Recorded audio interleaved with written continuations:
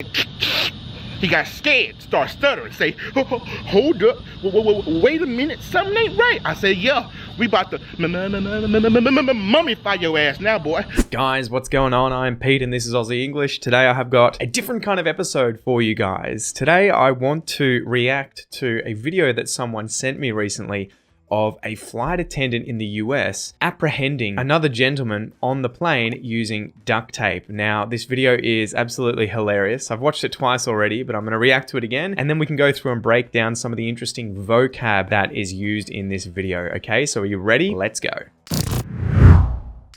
Okay, here we go. Of a belligerent passenger causing sheer chaos in the air. And it got so bad that flight attendants had to duct tape the man to his seat. Ever since masks were required on airplanes, flight attendants say that their work has become downright dangerous. Now understand something. I'm a flight attendant. That means I attend the flights. Sometimes our job has us attending to crazy people. If you push us too far, you're gonna have to attend this ass whooping. So he's using the word attend really well here. This guy is obviously a very, very good storyteller, and you're about to see why. It's just try not to laugh. You see, because on this particular flight, I'm sitting in the jump seat and I'm just looking at him act a damn fool.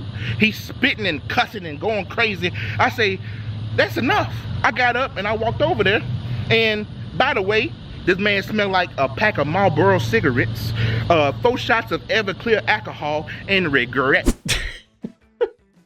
I just can't imagine being on a plane where you've got this guy who looks like he is absolutely giant. I mean, I don't know if the camera angle here has been specifically kind of set low looking up at this guy, but if he was a flight attendant on my plane that I was getting a flight on, and I was someone who was going to be, you know, taking the mickey, taking the piss, acting a damn fool, I think I would think twice about doing that, right? This guy looks like he would take me out pretty quickly. He would snap me in two. So I know something's about to go down. At this point, he touching all over my coworker's breast. And where he f***ed up at is when he touched my titties. Because I don't play that. So what I did is I took out the duct tape. I said, he got scared, start stuttering, say, hold up, wait a minute, something ain't right. I said, yeah, we about to mummify your ass now, boy. So we wrapped him up. Better than any Christmas present you ever see. He won't be coming on no more Frontier flights at all.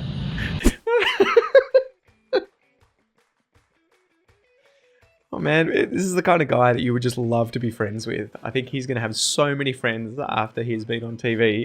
You could just sit around listening to this guy tell stories for hours. Hours and hours and hours. So, all right, let's go back and we'll watch the start of his interview because he uses a lot of interesting vocab. I think there's a whole bunch of expressions and phrasal verbs and even some Americanisms that are things that as an Australian I understand because I watch a lot of American TV, but I would never use when speaking Australian English. Although I might use them if I'm sort of being silly or joking around. You might use it to add a bit of flavor to conversation if it makes contextual sense. Anyway, let's have another listen and I'll try and stop it after each time he uses an interesting piece of vocab or expression. Now understand something. I'm a flight attendant. That means I attend the flights. Sometimes our job has us attending to crazy people. If you push us too far... Push someone too far. That is like annoy someone to breaking point. Take something to the limit, right? If you push someone too far, it's usually that you've done something that has annoyed them, irritated them, made them angry to the point that they're now going to react. And react badly. Nah, it's not going on like that, mate. If I push my dad too far with asking for money, he might kick me out of the house if I'm a kid. Or if I push my dad too far with breaking the rules, he might ground me. Okay? Push someone too far. You're gonna have to attend this ass whooping. Ass whooping. To that corner ring, oh my God, look at Giants! No. That's a really good American expression. So if you receive an ass whooping or give someone an ass whooping. So if someone deserves an ass whooping, they gonna get it. The idea there is that you are obviously whooping. I guess that's to hit, to kick, to beat their ass, right? Which is the American way of saying ass, your bottom. The Australian English version would be an ass whooping. It just doesn't have the same ring to it. You kind of have to say ass whooping. I gave that guy an ass whooping. But it means to beat someone up. right? You kicked his ass, or kicked his ass in Australian English. Gave someone an ass whooping. You're gonna have to attend this ass whooping. You're gonna have to attend this ass whooping. He's playing as well with the word attend, right? He's a flight attendant. He attends to people on the flight, right? Taking care of them, attending to their needs. And sometimes, as he said before, he has to attend to idiots, you know, to stupid people. And he was making a joke then too that those people are going to have to attend to an ass whooping if they misbehave. You see, because on this particular flight, I'm sitting in the jump seat and I'm just looking at them act a damn fool. That's another really good American expression, to act a fool or to act a damn fool. So if you act a fool, the idea here is that you're being an idiot. Right, you're acting like a fool. You're acting like an idiot. You're doing stupid things. You'll hear this quite often. Americans will say this. I don't think Australians will really say this. But yeah, he was acting a damn fool. He was acting like a fool, like a damn fool. Love is fickle and can make you act like a damn fool. Forgive my American accent, guys. And I think he was saying he was in the jump seat. I'm not sure which one that is, but I believe that's one of the chairs that the flight attendants will sit in, maybe near the exit of a plane, right? With the, I guess, the seatbelt on. He's just waiting. He's doing his thing when they're all strapped in, and this guy just starts acting like a damn fool. He starts acting like an idiot. You see, because on this particular flight, I'm sitting in the jump seat and I'm just looking at him act a damn fool. He's spitting and cussing and going crazy. There's an interesting verb he uses there, cussing. Right? Cussing, to cuss. This is a verb that we would understand as Australian English speakers, but that we won't use. We would use to swear. All right? To swear. So if you use swear words, you are swearing. Americans quite often use the verb to cuss. One of the things you notice that separates me from everybody else, I don't do what in any of my videos? I don't curse, and you've never seen me cuss before. To cuss. So again, it's something that I'm aware of and that I understand when I hear it, but it's interesting that it's not something I would ever use. You know, I was just cussing. I think they may even turn this into phrasal verbs in the US, saying to cuss someone out. You know, to swear at them. Again, Americans, you tell me. That's just me trying to remember how you guys use this verb, but it's an interesting one. Have another listen where he talks about him cussing. He's spitting and cussing and going crazy. I say, that's enough. I got up and I walked over there. And by the way, this man smelled like a pack of Marlboro cigarettes, 4 shots of Everclear alcohol, and regret. So again, there's a lot of humor in this, and I love how the guy's not even laughing. He smelled like, I think he said, a full pack of Marlboros, so that's like a cigarette brand. So the guy's obviously smoked a lot of cigarettes. I think he said something like 4 shots of Everclear alcohol. But the thing you'll hear that's interesting, and I don't know, this may be the incorrect term nowadays, but it sounds like it's Ebonics to me. So this is the African American accent that they'll use when speaking. I think he says faux. I think it was an interesting pronunciation of one of the vowels there early on. We'll go back and listen in a sec. And then when he says alcohol, he says it in a different way as well. That's interesting. It's not the usual American English, standard American English pronunciation. But yeah, the joke here, I guess, is he's saying he smells like cigarettes, a lot of alcohol, and then regret, like the guy regrets what he's done. So let's have another listen, and I'll try and point out the interesting pronunciation here. This man smelled like a pack of Marlboro cigarettes, 4 shots of Everclear alcohol, and regret. Yeah, okay. Faux. So he said like faux shots instead of 4, right? 4. That's really interesting. Faux. So I think that is something that is associated with that dialect of English that African Americans use. Okay, faux. Really interesting, because they'll say things like for show or faux show or yo, like as in get your ass out of here. It's a really cool dialect of English. This man smelled like a pack of Marlboro cigarettes, 4 shots of Everclear alcohol. Alcohol. He said like alcohol. Alcohol. Really interesting. Not alcohol. Alcohol. Everclear alcohol and regret. So I know something's about to go down. Another really good expression for you there. To go down. Something's about to go down. If something's about to go down, it means like something exciting, something dangerous, something scary is about to happen. And so now I'm scared because I'm like, something's about to go down and he doesn't want any witnesses. Right? So you'll usually use this when people are about to fight. So imagine you go to a bar and there are 2 men that you see having an argument or a disagreement about something, and you see one of them just like stand up in a rage.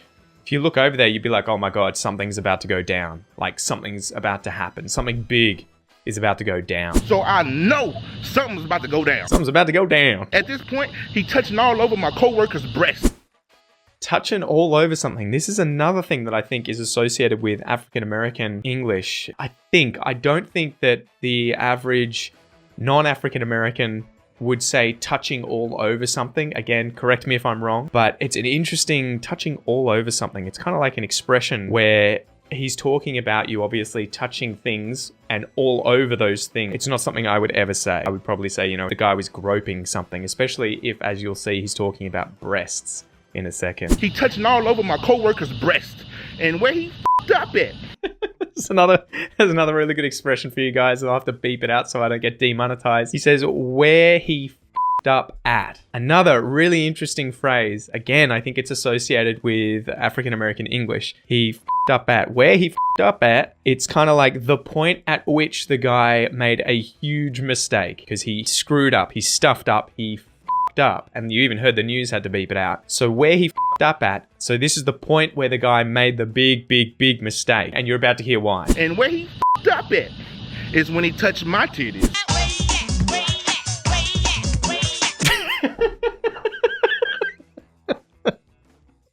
See, this is hilarious. I don't know why. I don't know how this guy isn't laughing, because it's just amazing. So he's saying, you know, oh yeah, the guy was obviously crossing the line, touching his co-worker's breasts, you know, touching all over his co-worker's breasts. And then he's like, but where this guy f***ed up at is when he touched my titties. And titties is an informal slang term for breasts. And it's funny because, obviously, to explain this joke to you, the guy's obviously rather large and is making fun of himself whilst telling this story, saying that, you know, this guy started touching his breasts.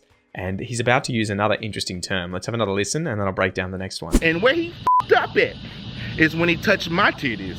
Because I don't play that.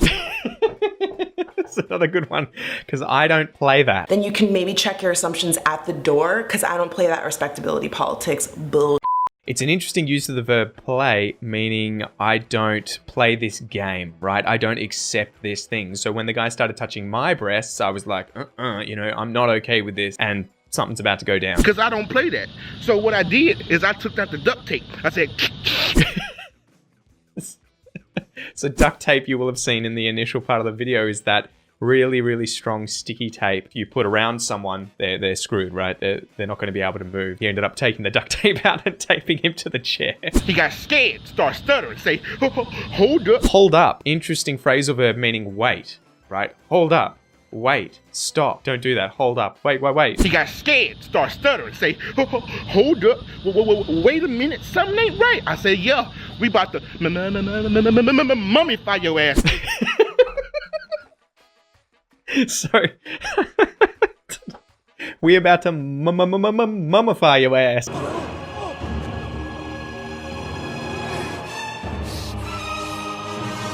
So there's a lot of interesting parts of American English, and if it's the wrong term, sorry, but Ebonics that's being used here. We about to. He drops the auxiliary verb are instead of we are about to. He says we about to. That's something very common with African American English. And then to mummify something is the idea of like an Egyptian mummy putting tape around, you know, and mummifying that, I don't know, pharaoh mummy. What does he say? Yo ass, yo ass.